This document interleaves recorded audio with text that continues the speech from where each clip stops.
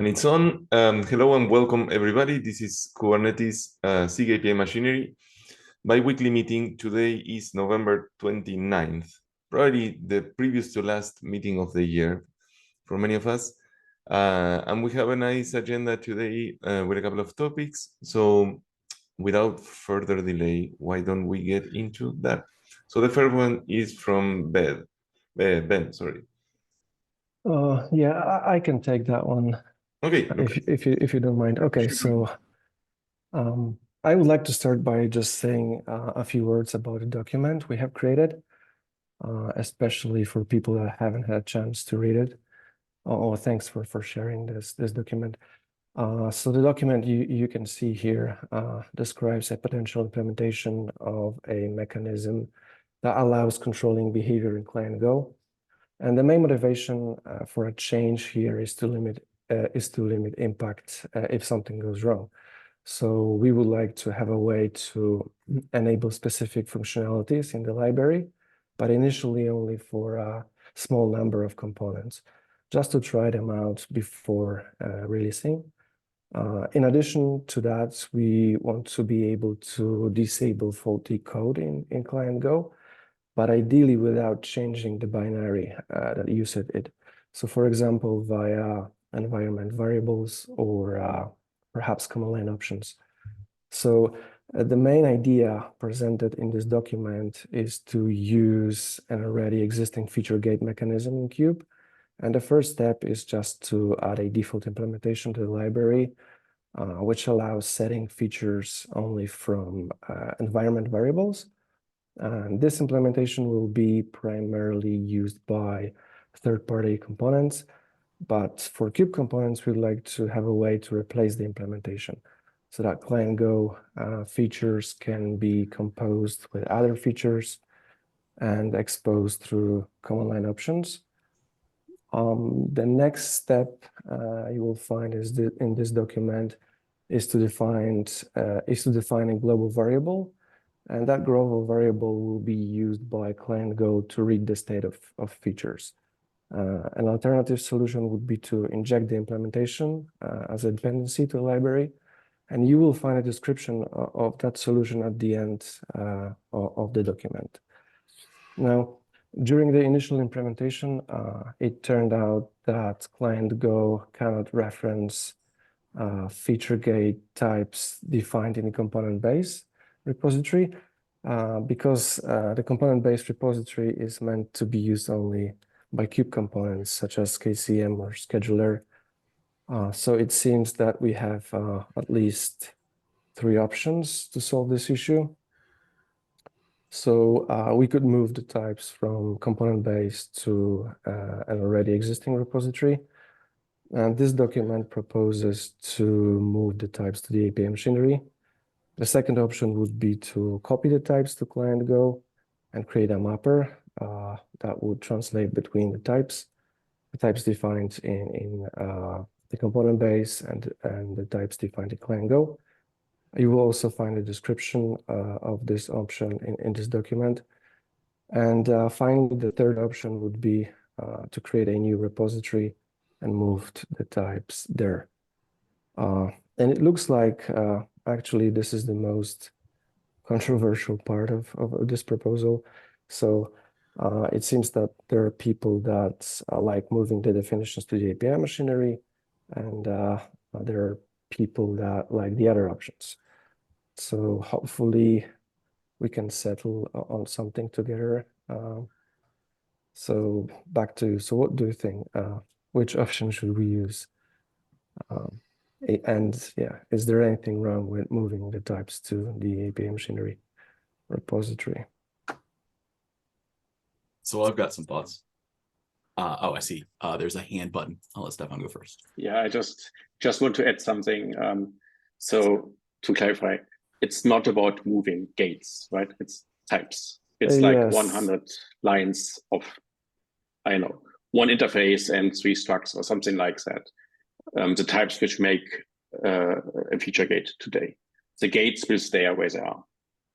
Exactly, this is correct. So we would like to move the types definition. There's a list of things we need to move in this document. But yeah, it's not that many.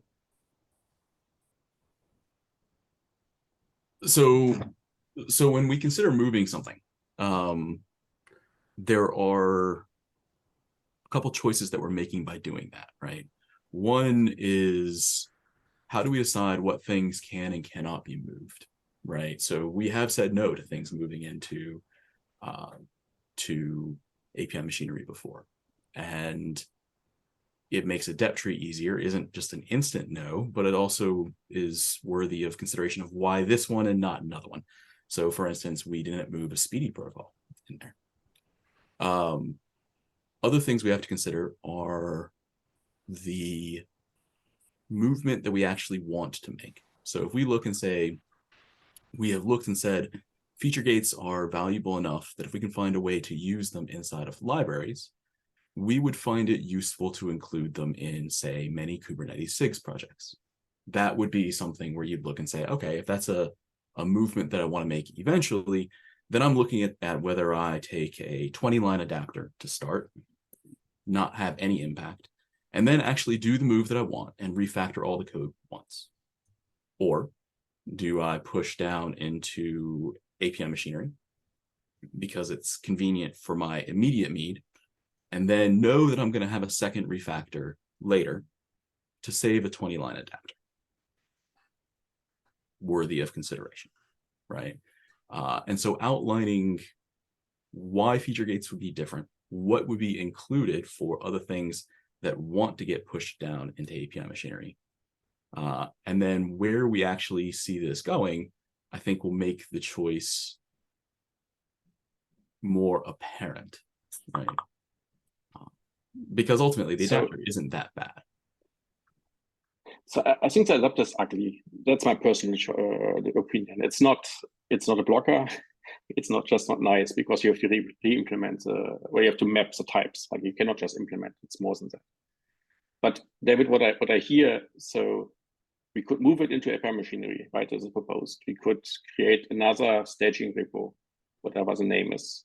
And the third one, and we haven't talked about that, KS utils might be a place. Like there are requirements for that repository. You can read them up in the utils GitHub page. It might be if it's there. What I don't agree with is that we open up a big topic about stemware and the staging philosophy here. This is, I think, completely out of scope. I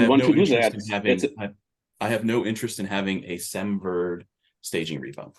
None at all. Not staging, but even externally. If I think in the moment we turn that into that. That's fine. Write a cap. That's a different topic. That's what I'm saying. I'd be fine deferring, and we could take an adapter to merge feature gates until we know what we actually want. Because I actually do suspect that what we actually want is for feature gates to be broadly adopted. And I think we would want things in Kubernetes SIGs to use them. And I think we would want to be able to revender those things into Kubernetes. And but the adapter means we make a decision now and we have a breaking change at some point. There is a change to client Go that needs to happen at some point, but it's very contained. No, integrators will use that code. So they will depend on that. And if we change it again because your cap gets approved in 2 releases and you implement something else, this will change. We have the same problem in API machinery then, right? That's what I'm saying. So that's the same problem basically. Well, but I mean, okay, if you say we can't do an adapter because someone's going to have an impact, you really are stopping it until we figure it out. No, I'm not saying we can't do an adapter. I'm just saying adapter or moving to API machinery is equally bad. That's what I'm saying. I think it's slightly less bad because the primary types themselves are not moving. They are alias, so this will not impact that. But I think that's a detail. I think we don't have to argue about like in either case, if we change it again, there will be breaking changes for somebody, for us, for the community. So it's the same problem. It's a little bit different in like how ugly we see each solution, but that's not important.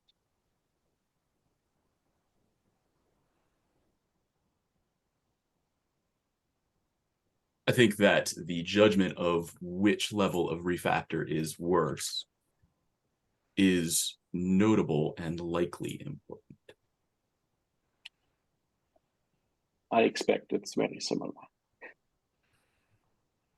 But I mean, this is about coding taste. It's not. It's not just about taste, right? Like when we look at it and say, where can an adapter live? Well, an adapter from one to another, you could put it in component base if you thought people were going to depend on it. Then you could have that same adapter continue to adapt as you move to where you actually want it to live. You put it in API machinery and you move the types, well, that option's gone. But the community will not use component base, so they will be broken when you can exit. So the adapter from the PR could easily live in component base.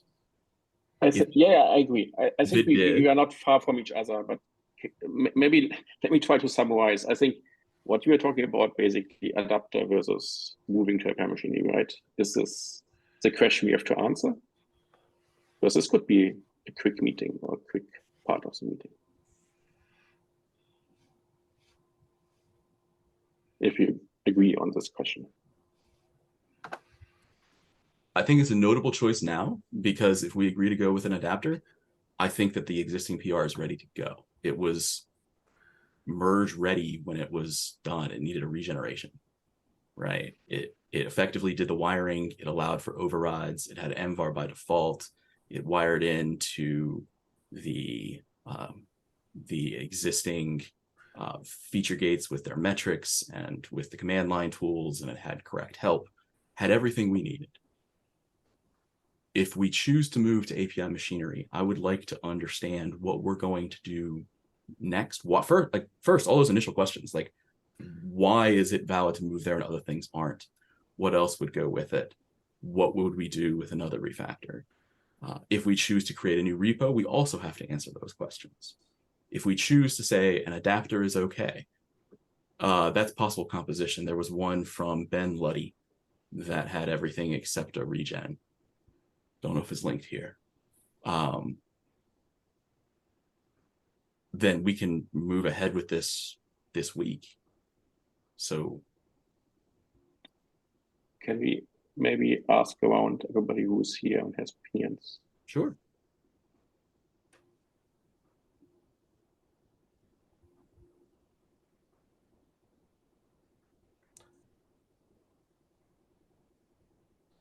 I think I'm in the camp where I think there's a significant, not like certain chance that this will get moved again later. It sounds like there could be a better home that would take more work. I don't want to hold this work up on that. So I guess that leaves me in the camp where we should probably do the thing we're closest to now. It doesn't sound like it further derails us from a future move beyond the other options. I don't know if that makes sense, but I think that's where I sit.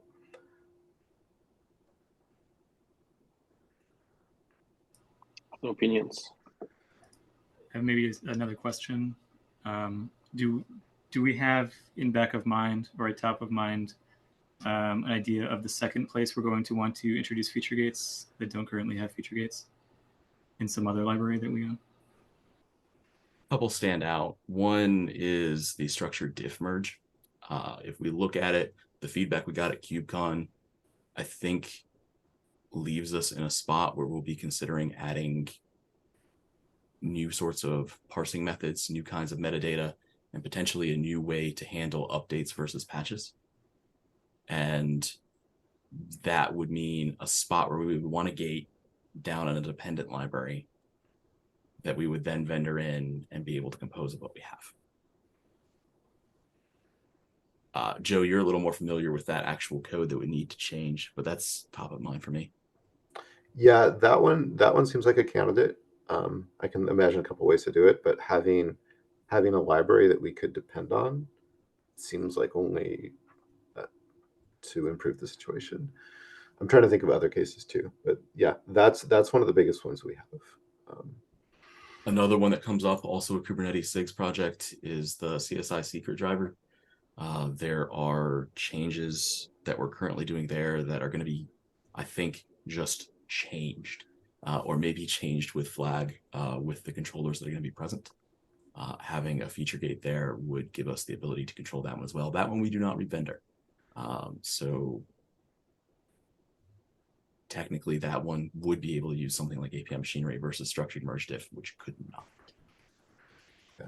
And another one that came to mind for me was that, you know, if we have feature gated cell functionality and people are doing shift left cell work, they might want to replicate whatever feature gating we have in their local environment. So being able to just leverage the existing tooling would be really convenient for them.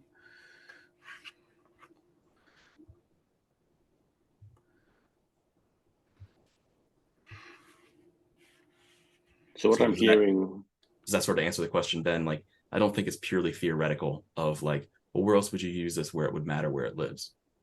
I think we know that list. Right. I mean, so I think it becomes harder to defer the answer as soon as we have a second use case. Because one, if we want to put them in something that does not currently depend on component base and we don't want it to take that dependency, then we can't adapt and we have to move it. Or all consumers have to depend on both component base and, you know, the second library. You only need the adapter if you already have component base. If you don't have it, you don't need the adapter. And so if the adapter that I believe is currently written in client feature adapter was actually in your PR, was actually moved to component base because it can depend on library Go or client Go, then the adapter would be included in the thing that you need for this exact use case. And we could then look and say, okay, to move it, here are the pieces that would need to move. Here's how we could version that library. Maybe it's K8s.io utils. Don't know that it is. But you'd be able to make that decision. And then you wouldn't break people on that second move. You wouldn't break them twice. You wouldn't have the first move, API Machinery, where they react, and then the second move where they have to react again.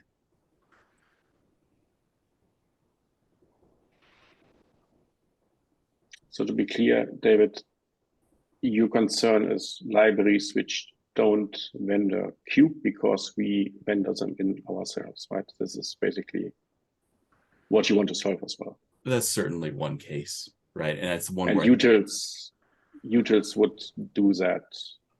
Utils would. I could also accept some, like coming in and saying, nope, not going to be utils. We don't think it fits. Okay. Yeah, utils. I looked through that quickly. I think it could fit. It has hard requirements on stability of the API. That's maybe the only one where I'm not sure. Yeah. It also doesn't have tags as far as I know. And I'm progressively more sensitive to the fact, like, why don't we have tags?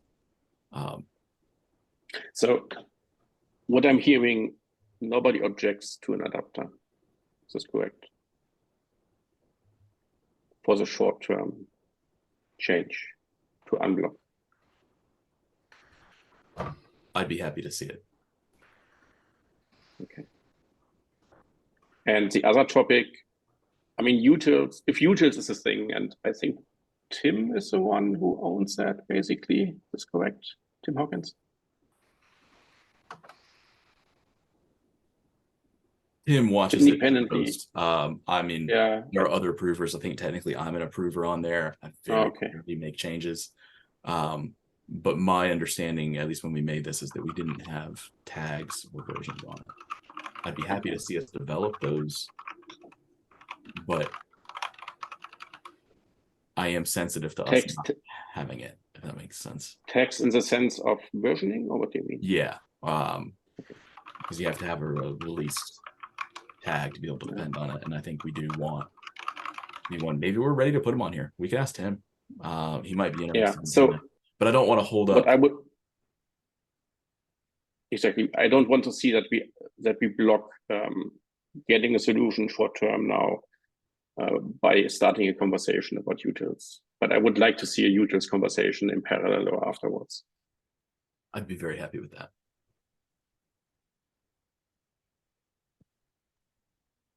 Sounds good.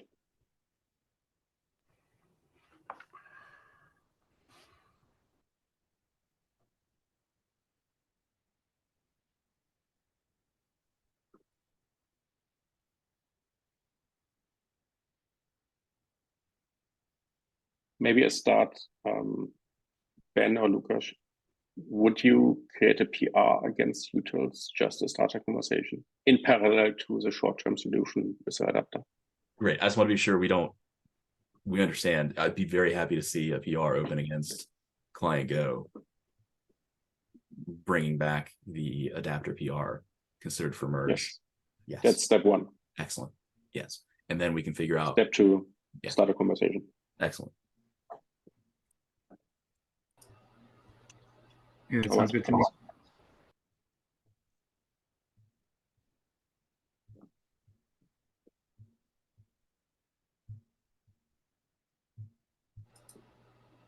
Okay. Did you have any other points about this you wanted to bring up?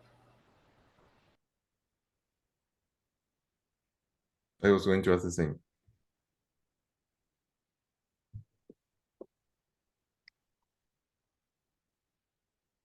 Okay, so Lucas, Ben, do you guys have what you wanted to get out of this discussion? Yes, and thank you. Very good. Yeah, Thank you. appreciate the discussion. Thanks. Thank you. Thank you. Very good. Great. Thank you, Stefan, for capturing next steps. Okay, let's go next with whoever wants to take this one over. Joel, Maciej, David. I think I'll give Maciej the option. Yeah, so basically this is a PR that David opened a year ago. Yeah, it's been longer than that. And it looks like the PR, there are no objections per se to the PR. I think Antoine was looking at it last year, and it looks like the PR is ready to be merged. And I'm just curious if there are any particular topics that need to be addressed to help us push this PR through. Maybe if I can David, describe the PR as well. yeah, David probably knows more. So about discriminated this, unions, at the time this was opened, I think we actually had the KEP open for what discriminated unions are. One of the things that was up for discussion was, can a discriminated union have a field that says these are the values for the discriminator, but not actually have any fields to actually set, right? So you have and the example I think that is most common is you have a deployment type in our deployment API, and you don't actually have any parameters to configure, so there's no struct in there. If you have a discriminated union made up of nothing but that, if you go to files changed, I think that's what this is changing. And so it's not just a can it merge, it's like, can Antoine or someone else who is also familiar with it confirm that that is what the code that is being changed here is doing, and have a look at the discriminated union description, and basically agree that this is the right path. And if not, like, what would we do instead?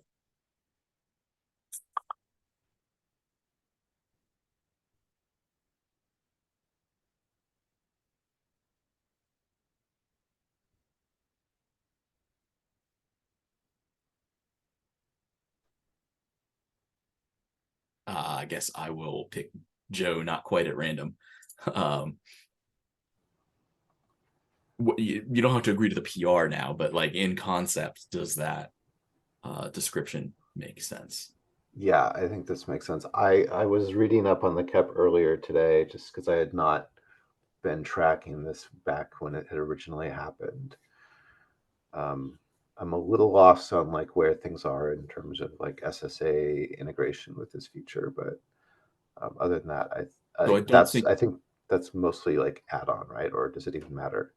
well, we want to make sure we don't break SSA. So like this, Yeah. if this change were to do something that would break SSA, that would be bad. But Fede, I've gone ahead and I've linked the example for empty union members. So the problem that is that there is a check. I linked it in the chat for the meeting. Okay. There is a check to say, like, if you have a discriminator, are you actually discriminating some fields? And if all of your fields have, or if all of your values have nothing to configure, if they are like recreate, where there's just no option to set, then you run afoul of the check. And I don't think there's a reason for us to do that.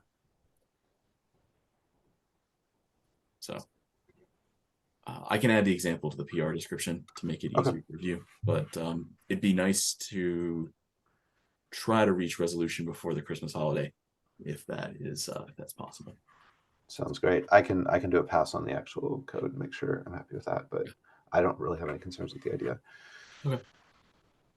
I pinged internally Antoine, who I don't see today, at least in the meeting, and Alex to take a look.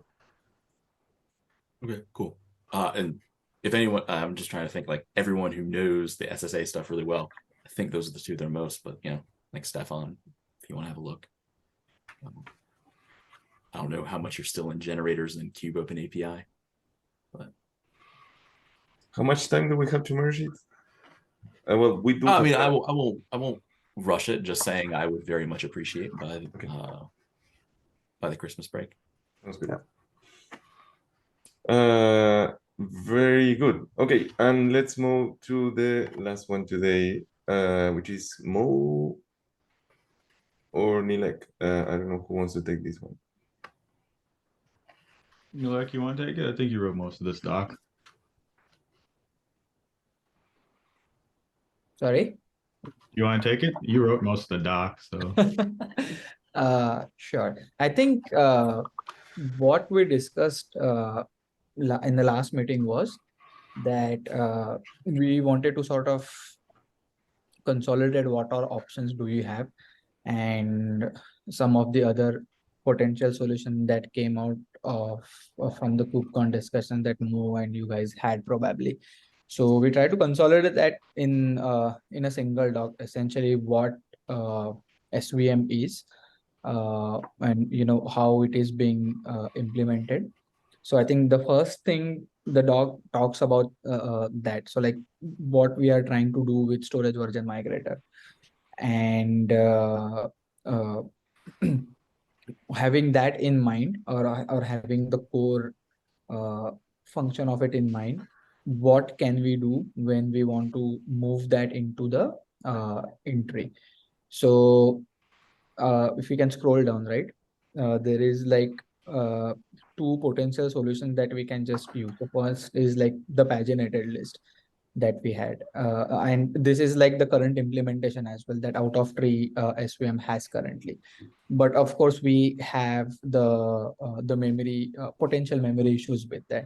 So the other option that was suggested was the streaming list, but then streaming list is not supporting continuation tokens or inconsistent list for that matter. So how we can sort of so we were thinking about that, like, hey, if we have to use streaming list, what all options can be there? And I think we have added a link to our discussions that we did on the CAP PR. But then again, I think the other option that emerged during KubeCon was if we can leverage the KCM's cache, garbage collector cache, I guess. So what essentially that's gonna, I mean, that could be a valid point or the valid solution, but that involves us comparing the resource versions, and resource version is currently an OPEX string. So like we are not supposed to use it. But with this controller, if we are if we are planning to use it, then we have to essentially basically say that, hey, this is what it means, or this is what the resource version means. So example, like if we have to parse it in like uint or something, then that's gonna be there. We are gonna explicitly codify it or like define the schema on it.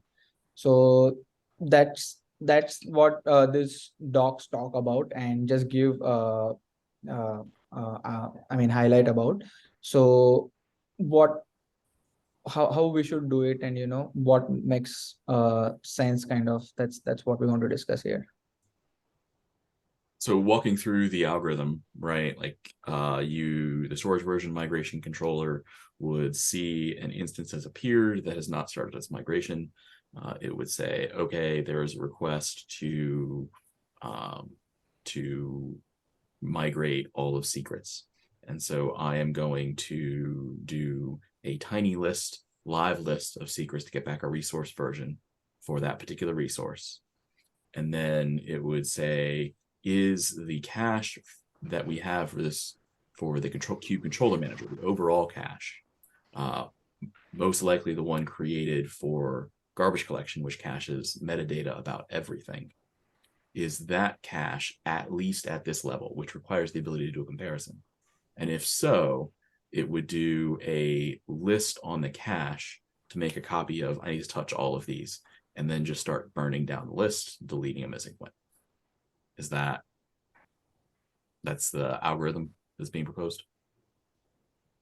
Yes, I think that's The burning down part, I think the specific there is because we would be using the garbage collectors cache, which only has metadata. Instead of doing a no-op update where we send like an object that we think is the no-op update, it would instead be take a server-side apply and empty patch with like using the name and namespace of the object to locate it and being like, server, do something about this one for me. Okay. So, and the advantage of doing it this way means that there is zero additional load on the QAPI server. It's all load we already put on it. Sorry, it's zero read load. We have all the additional write load. That's unavoidable, but we avoid all the additional read load. Correct. And in this case, in order to correctly do a storage migration, it is technically impossible not to do it right. Like not to try to do it right, even if the write doesn't actually occur. Correct. That makes sense. So this is basically all about optimizing that read path. So I do really like the approach that you had suggested, David, that this is basically describing for minimizing the impact of the reads. I think it basically comes down to exactly what does a resource version mean and what operations are allowed.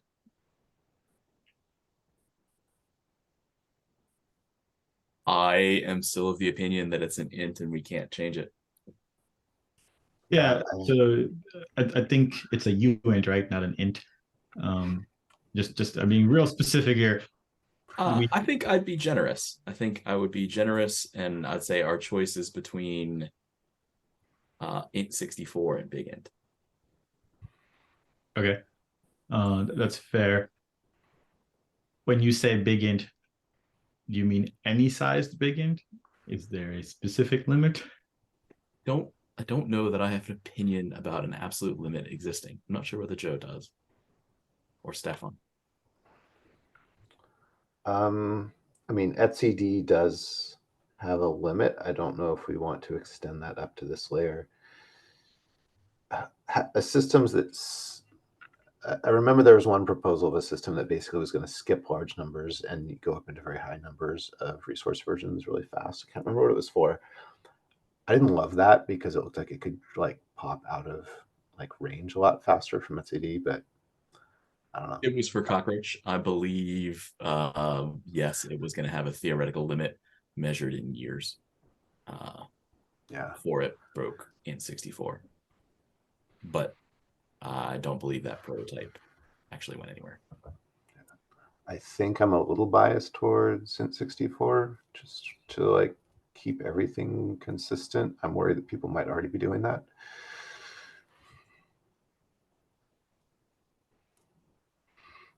Do we I have to don't- think about? Oh, sorry. I think that feels to me like a relatively minor point compared to the idea that, like, yes, we're agreeing this is an int and we're agreeing that we can compare them. I think I'm on board with both of those. Do we need to think about other storage solution that people might use apart from HCD when we do this? No, I think what we've agreed on is that the etcd interface that the API servers talk to is our storage interface, and so we just need to make sure we're working with that. Any system that wants to masquerade as that could, but we're not going to do something special for them. And we have parsing of int already, right? Somewhere. Yeah, when you go down to etcd, it is an int. It's called a revision, and it is. No, I mean in Cube. In Cube, we had something. Yeah, we already have places. If we couldn't change it, right? If I wouldn't even know where to start to look for all the places where people are inspecting it. I think in the open ecosystem, like, that ship has sailed, and even in the internal code base, I'd be really scared of the places that we would break. I've seen numerous places where we're converting it to and checking things.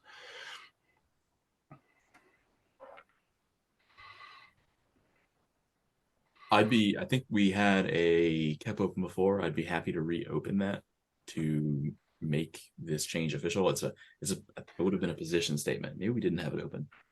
We talked about one like a year and a half, 2 years ago, and I thought there was an agreement to have like a little position written down. We could go find that. We can find that position statement. I think we would reopen that. My preference would be to reopen that in the new year, Mo. Just politeness.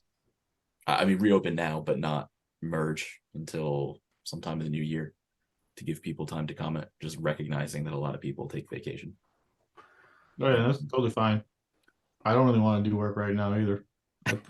Yeah, well, we have to find that position paper, reopen it, explain the other concrete use case. This came up when the scheduler wanted to make a write-aware cache, where, like, when they wrote through and got a success on their write, they would do a read from the cache and it would be correct. And one of the problems was that a list was going to be inconsistent when they did their list. So just that was something we needed to consider. At that time, it's not related to your usage here, Mo, but that might help us find it in the doc. Okay.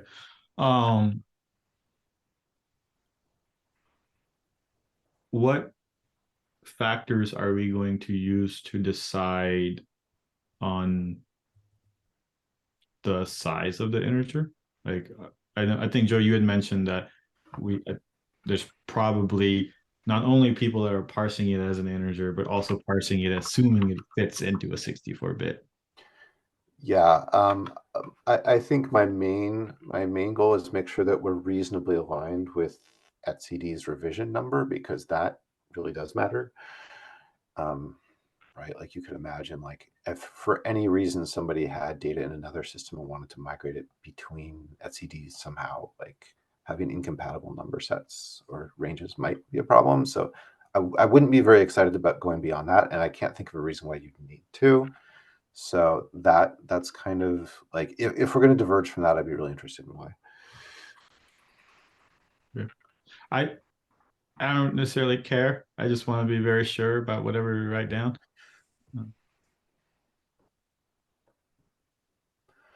Okay. I think I would like to. I'm happy to open it as an N64. I want to make sure we comment on that line, make sure we all agree on the intentional choice, and probably enumerate what it forestalls, like what it prevents from working. And I think I'm fundamentally okay with that, right? N64 is what we have. Yeah, the only other thing I remember being talked about was the idea of encoding more information into the resource version. So there was one idea once of, like, the resource version will be etcd's revision and then something else, and it all gets packed into a number, but you can split it apart again later and have the two pieces. If we lock in with etcd's resource revision number exactly, then this will always be 1-to-1. You would never be able to pack anything else on it. There would be no spare bytes or anything like that. I'm just thinking of that now, which is why I'm bringing it up. I don't know if there's any need for that, but I remember we talked about it. So that would definitely show up on that line as we discuss it, and then we'd be talking about like efficient parsing of it. And okay. I mean, even if you wanted to do something like that, like, you know, have like maybe two int64s glued together and you can split them apart if you want. That would, if you tried to make that change, that would still break anyone that assumed it was a single int64, right? Mm-hmm. It assumed it was an int64, yes. But imagine you just shifted everything 64 bits. Crazy that may seem. You shifted all 64 bits, put etcd at the most significant ones, and then you have the least significant bits doing something else. Then someone doing a full integer comparison would still be okay. I think I'm okay saying it's just int64. Like I understand your reasoning, Joe, there. I think I'm okay with it, but understanding that and being sure we write down like this prevents that future choice. Yeah, we want to be very precise on this. Great. All right. So, but then do we all sort of on high level agree that maybe the KCM cache is the way we want to go for SVM then? It sounds good to me. Of that. Like I like the lack of memory pressure. I like not having to use the paginated list because I was very concerned about the memory surge. I don't know if Wukash is still here, but his design to change that is really important, I think. And then including it by default as something that could move my server is a thing that I just really don't want. So. Okay, perfect. I like it. I also linked in your doc, you'll find a comment from me. There is another KEP called consistent reads from cache, which does a very similar thing. It actually goes straight to etcd. So it gets a revision to know like what a time consistent revision is, and then it checks the watch cache to get data. So it's a very similar approach. You might want to just like scan that KEP really quick and see if there's any considerations there that they thought of when writing that that you would want to know about. Yep, will do. And thanks for the feedback. I'll go through that today. On that KEP, Joe, and bear with me, I'm not super familiar with it. Is the reason that comparison sort of is okay right now is because it's just inside API server when it's directly talking to etcd and it's got an int64 because that's literally what the RPC has. Yeah, it's actually a different layer. It's API server talking to etcd, so it's working at the revision layer, which we know is an int. And so we're at a different layer. We're a controller talking to the API server using a resource version. So there is a difference. But conceptually, if you like squint a little bit, it's very close to the same problem. Right. Yeah. I was thinking about it from the perspective of like, if we ever wanted to support a backend that put more information in this field, that use case would also be broken because it would be like, this is not an int64. I can't do anything with this. Yeah. If you did something like that changed. Okay. Yeah, you would have to be careful. I think that's just another example of where we've already kind of baked in the assumption that resource versions are ints. Okay. Yeah, sounds good. I have this on the agenda for tomorrow's SIG Arch meeting, though it's like the only thing on the agenda, so they might not have a meeting, but I will bring it up there. And obviously anyone who wants to join can certainly join. Thanks for the heads up. Does somebody feel like making a short recap of the next steps here in the document for posterity? Yeah, we can do that. I got a little bit lost. It's okay. I'll just go watch the recording because I'm like super tired right now. So just like that'll work. Thank you. Very good. Anything else? I think we covered a lot of ground today in all the topics that we have, and we made progress. I also think that there is one more meeting, probably December 13, and then the holidays kick in, and a lot of people is going to be out. So probably 13 is going to be the last time we speak until next year. Sounds good? Okay, well, thank you, everybody. I hope you have a good rest of your day, and we'll see you soon. Stay safe. Bye. Thank you for coming.